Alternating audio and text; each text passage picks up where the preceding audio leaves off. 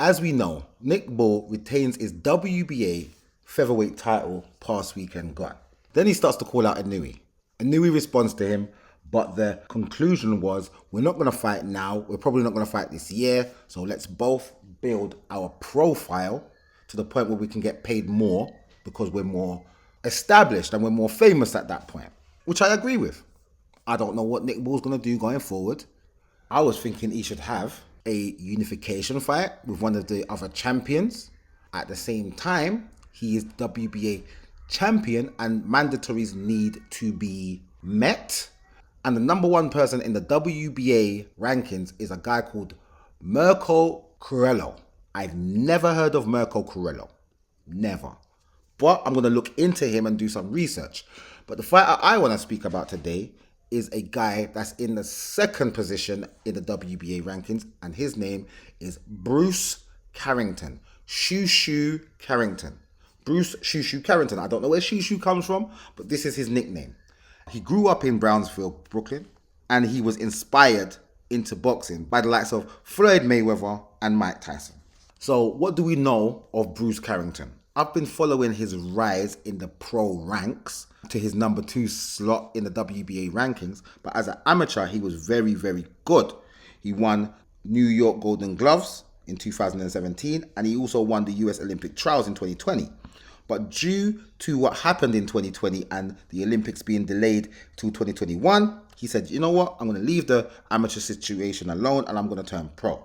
So as an amateur, he done quite well. Once he turned pro, he had an amateur record of 255 wins with 31 losses. Turns pro and debuts on Tyson versus Wilder 3.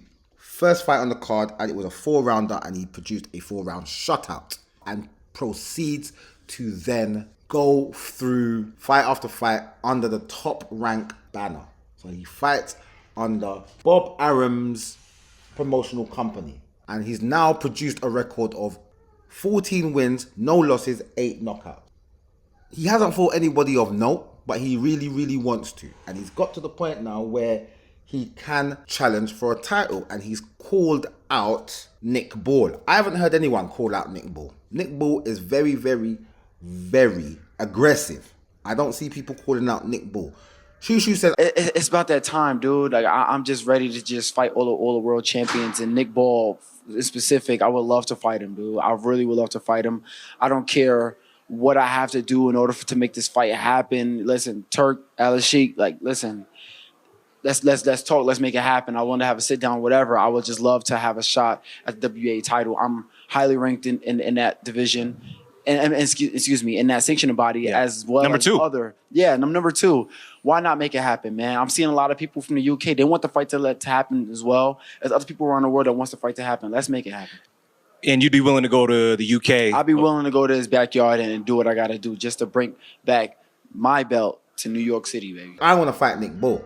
He done an interview with Ring Magazine and he put out a hit, basically, on Nick Ball, saying that he's going to come to Nick Ball's ends to do the job.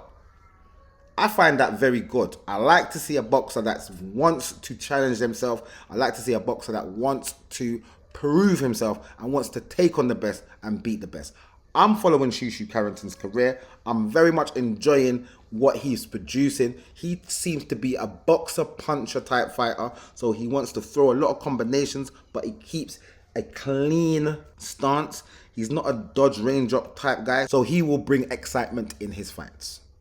Very much looking forward to this going forward. Will he get the Nick Ball fight? I don't think he'll get Nick Ball straight away. I don't think he'll get Nick Ball anytime soon. I don't think he'll even fight a champion anytime soon. I just like the energy and I hope he does get to that fight. He is number 4 with the IBF. He's number 2 with the WBA. He's number 1 with the WBC. So therefore, I believe he should be trying to fight Stephen Fulton. Get that belt and then bring that belt to the Nick Ball fight. You say you'll travel to the UK. I think you should push for the WBC belt.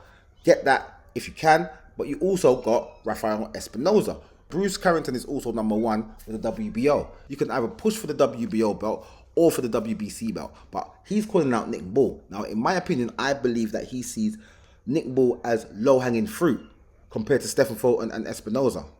Maybe he's friends with Stephen Fulton. You know, these guys these days to come out, they don't want to fight their friends. Maybe he's trying to save Stephen Fulton for last. That's just me speculating. But to see that he's number 1 with the WBC and number 1 with the WBO, I don't see why he's calling out Nick Ball where he's number 2. But he knows what he's doing, and he knows the methods to his madness. He can see that Bob Arum works with Frank Warren a lot. So maybe that's the connection. I can get that fight because I see my promoter working with his promoter. I can see Turkey Elishik sponsoring all these fights. I might get in on this action. Why not? I don't see Rafael Espinoza or Stephen Fulton in these Rehab season fights. I want some Rehab season money. I'm going to go and fight Nick Ball. I'm going to chase the Nick Ball fight. Good luck to you, my friend. I believe that you're a good fighter. Are you ready for the likes of the champions? I'm not sure. Only time will tell. But as for now, I'm just looking into Shushu Carrington, watching his rise up the rankings, and I'll see you guys in the next video.